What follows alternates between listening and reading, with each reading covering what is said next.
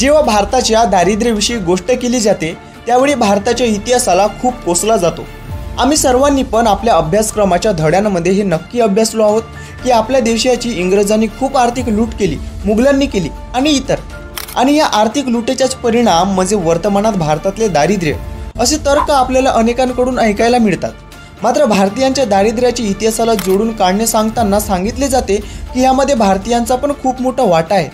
आपण सरळ म्हणू शकतो की भारतीयांनी पण केले भारतीयांचे शोषण। सर्वांना नमस्कार, मी मयूर आपल्या सर्वांचं स्वागत करतो MM न्यूज डिजिटल चॅनलवरती एका नव्या टॉपिक सोबत।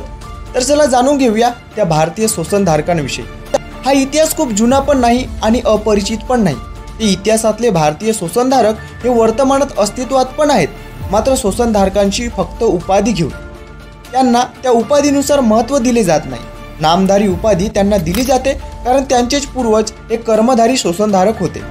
गोष्ट सुरू आहे वर्तमानातील तलाठी अधिकारी तर इतिहासातील पाटील, महाजन, देशमुख आणि इतर घटकांची। हेच ते घटक आहेत ज्यांच्याकडे इंग्रज सरकार शेतकऱ्यांवर अटीनुसार कर आकारण्याची जबाबदारी द्यायचा। इंग्रजांचे शोषण भारतीयांवर तर सुरूच होते, त्याचसोबत या भारतीय पाटलांचे, महाजनांचे देखील शोषण भारतीय शेतकऱ्यांवर व्हायचे। स्वातंत्र्यपूर्व काळात इंग्रज शासन हे भारतीय शेतकऱ्यांवर कर आकारायचे। कर आकारण्याच्या अनेक पद्धती असायच्या, मासिक, वार्षिक इत्यादी।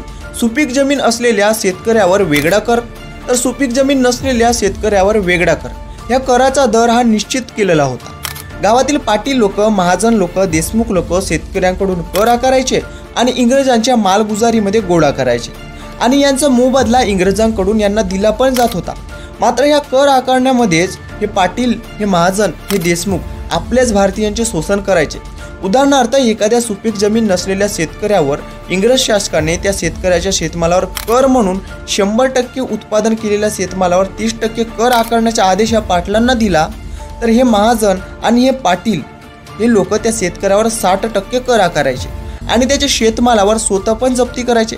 म्हणजेच वर्षभर मेहनत करून त्याच्या मेहनतीचा पण मोबदला त्या शेतकऱ्याला मिळत नसायचा। 30% कर आकारलेला शेतमाल हे लोक इंग्रजांना द्यायचे आणि 30% स्वतः ठेवायचे आणि मोठमोठे वाडे हे बनवायचे। इंग्रजांची भीती दाखवून अथवा एखादा लोभ दाखवून शेतकऱ्यांची सुपीक जमीन देखील हे लोक हडपायचे। आणि या पाटलांच्या आणि महाजनांच्या शोषणामुळे पण भारतीय शेतकरी खूप दारिद्र्य स्थितीमध्ये आपल्याला पाहाव्यास मिळतं। आणि भारतीय शेतकऱ्यांवर यांच्या शोषणाचा काय अर्थ? शेवटी ते इंग्रज तर यांना पण लुटून पडाले। मात्र यांच्यामुळे आपल्याला एक अयोग्य परिणाम वर्तमानात पाहाव्यास मिळतो आणि तो म्हणजे स्वातंत्र्यानंतर ह्या लोकांनी शेती वाटपामध्ये खूप मोठा घोळ केला। स्वातंत्र्यानंतर भारतीय सरकार भारतीयांना योग्य पद्धतीने शेती आणि इतर जमीन वाटप करण्यात अपयशी ठरली। उदाहरणार्थ तुम्हाला एखाद्या गावी एखाद्या पाटलाचा अथवा महाजनाचा त्या गावातील नैसर्गिक पहाडीवर देखील हक्क पाहाव्यास मिळू शकतो। आज मी इथेच थांबतो। सर्वांना धन्यवाद। मी मयूर पुन्हा भेटेन एका नव्या व्हिडिओसोबत।